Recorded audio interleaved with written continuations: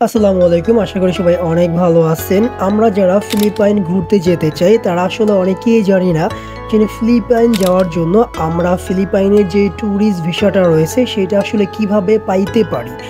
২ টা ওয়েতে হচ্ছে আমরা ফিলিপাইনের ট্যুরিস্ট ভিসাটা পাইতে পারি। একটা হচ্ছে এম্বাসিতে গিয়ে আমাদের যে ডকুমেন্ট আছে সেগুলো সাবমিট করে, আরেকটা হচ্ছে অনলাইনের মাধ্যমে ফিলিপাইনের যে ই-ভিসা সিস্টেমটা রয়েছে তার মাধ্যমে হচ্ছে আমরা ফিলিপাইনের যে ই-ভিসাটা রয়েছে সেটা নিতে পারি। ফিলিপাইনের ই-ভিসা নেওয়ার জন্য আমাদের আসলে কোন ডকুমেন্ট দরকার পড়বে, ফিলিপাইনের ভিসা ফি কত এবং ফিলিপাইনের কোন ক্যাটাগরির ভিসা হচ্ছে আমরা নিতে পারবো এবং ভিসা হওয়ার জন্য কতদিন সময় লাগবে। তো আজকের ভিডিওতে সবকিছু তুলে ধরবো। ভিডিও শুরু করার আগে সবার কাছে একটাই রিকোয়েস্ট থাকবে, যারা এখন পর্যন্ত আমার এই চ্যানেলটাকে সাবস্ক্রাইব করেন নাই please subscribe on my channel. চলুন শুরু করা যাক। প্রথমে আমাদের যেই জিনিসটা দরকার পড়বে সেটা হচ্ছে আমাদের একটা ভ্যালিড পাসপোর্ট লাগবে এবং আমাদের পাসপোর্টে মিনিমাম 6 মাসের মেয়াদ থাকতে হবে এবং ধারাবাহিকভাবে ৩ থেকে ৪টা খালি পৃষ্ঠা থাকতে হবে।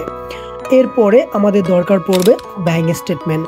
মাস্ট বি, আপনি খেয়াল রাখবেন আপনি যে ব্যাংক স্টেটমেন্ট দিচ্ছেন সেটা যেন 6 মাসের আগের না হয়। মানে হচ্ছে আজকে থেকে বিগত 6 মাসের যেই ব্যাংক হিস্টোরিটা রয়েছে সেটাই হচ্ছে আপনাকে জমা দিতে হবে এবং আপনাকে খেয়াল রাখতে হবে ব্যাংক স্টেটমেন্টে যেন প্রতি মাসে একটা ট্রানজ্যাকশন থাকে। আপনি যদি ব্যাংক স্টেটমেন্টে এরকম রাখেন যে আপনি এই মাসে যা 2 লাখ টাকা জমা দিয়েছেন আজকে, কালকে যে টাকা তুলে নিয়েছেন, বা আজকে জমা দিয়েছেন আজকেই টাকা তুলে নিয়েছেন, সামনের মাসে আপনার কোনো লেনদেন নাই, যদি আপনার ব্যাংক স্টেটমেন্ট এরকম হয়ে থাকে সেই ক্ষেত্রে হচ্ছে আপনার ব্যাংক স্টেটমেন্টে যে ভ্যালুটা রয়েছে সেটাই কিন্তু থাকবে না এবং আপনি কিন্তু আপনার ভিসা পাবেন না। সো আপনি ট্রাই করবেন প্রতি মাসে যেন আপনার ব্যাংকে একটা লেনদেন থাকে, সেই ক্ষেত্রে আপনার ব্যাংক স্টেটমেন্ট যেটা রয়েছে সেটা গ্রহণযোগ্য হবে।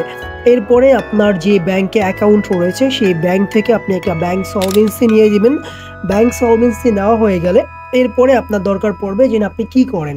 আপনি যদি বিজনেস করেন সেক্ষেত্রে হচ্ছে আপনার বিজনেস ইনফরমেশন দিবেন, আর যদি আপনি চাকরি করেন সেক্ষেত্রে আপনি যে জব করেন জবের যে আইডি কার্ডটা রয়েছে সেই ভিজিটিং কার্ডটা হচ্ছে আপনাকে দিতে হবে। সেই সাথে আপনাকে দিতে হবে এনওসি। এনওসি মানে হচ্ছে নো অবজেকশন যে সার্টিফিকেটটা রয়েছে সেটা হচ্ছে আপনি যেই কোম্পানিতে চাকরি করেন সেই কোম্পানি থেকে নিতে হবে এবং সেইটা জমা দিতে হবে। এরপরে হচ্ছে আপনাকে দিতে হবে ভিজিটিং কার্ড। লাইক হচ্ছে আপনাকে কি করতে হবে, জব আইডি কার্ড দিতে হবে, ভিজিটিং কার্ড দিতে হবে, এনওসি দিতে হবে। এই 3টা জিনিস মাস্ট বি লাগবে। এর সাথে আপনাকে অ্যাড করতে হবে কি, স্যালারি সার্টিফিকেট। ডকুমেন্ট হিসাবে এই বেসিক ডকুমেন্টগুলো যদি আপনার কাছে থাকে সেক্ষেত্রে আপনি কি করতে পারবেন, সেক্ষেত্রে আপনি ফিলিপাইনে যে ট্যুরিস্ট ভিসাটা আছে সেটার জন্য আপনি অ্যাপ্লাই করতে পারেন। ফিলিপাইনে আসলে কয়টা ভিসা ক্যাটাগরি রয়েছে, ফিলিপাইনে 2টা ভিসা ক্যাটাগরি রয়েছে। একটা হচ্ছে সিঙ্গেল এন্ট্রি ভিসা ক্যাটাগরি রয়েছে আর একটা হচ্ছে মাল্টিপল এন্ট্রি ভিসা ক্যাটাগরি রয়েছে। তো সিঙ্গেল এন্ট্রি যে ভিসা ক্যাটাগরিটা রয়েছে সেটা হচ্ছে 6 মাসের হয়ে থাকে এবং মাল্টিপল এন্ট্রি যে ভিসা ক্যাটাগরি রয়েছে সেটা হচ্ছে 1 বছরের হয়ে থাকে। তো যদি আপনি ই ভিসা করতে চান সেই ক্ষেত্রে সিঙ্গেল এন্ট্রির জন্য আপনার 7 থেকে 12 দিনের মতো সময় লাগবে প্রসেসিং টাইম। আর যদি আপনি মাল্টিপল এন্ট্রি ভিসা করতে চান সেই ক্ষেত্রে 15 থেকে 21 দিনের মতো সময় লাগবে।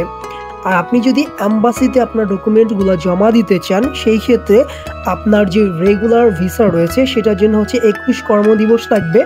আর যদি আপনি হচ্ছে এক্সপেডিয়েট যে সার্ভিসটা রয়েছে সেটা নিতে চান সেই ক্ষেত্রে আপনার 10 কর্মদিবস লাগবে।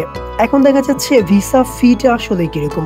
ভিসা ফিটা হচ্ছে সিঙ্গেল এন্ট্রির জন্য $60 এবং আপনি যদি মাল্টিপল এন্ট্রির জন্য অ্যাপ্লাই করেন সেই ক্ষেত্রে $120 দিয়ে আপনাকে কি করতে হবে, অ্যাপ্লাই করতে হবে। সেই সাথে আরেকটা জিনিস হচ্ছে আপনাকে মনে রাখতে হবে ভিসা ফি কিন্তু নন রিফান্ডেবল, এটা কিন্তু আপনি কোনোভাবেই রিটার্ন পাবেন না।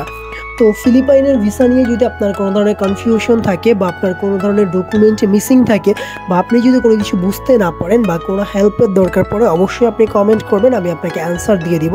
তো আজকের ভিডিও এই পর্যন্তই। সবাই অনেক ভালো থাকবেন, সুস্থ থাকবেন। ধন্যবাদ সবাইকে।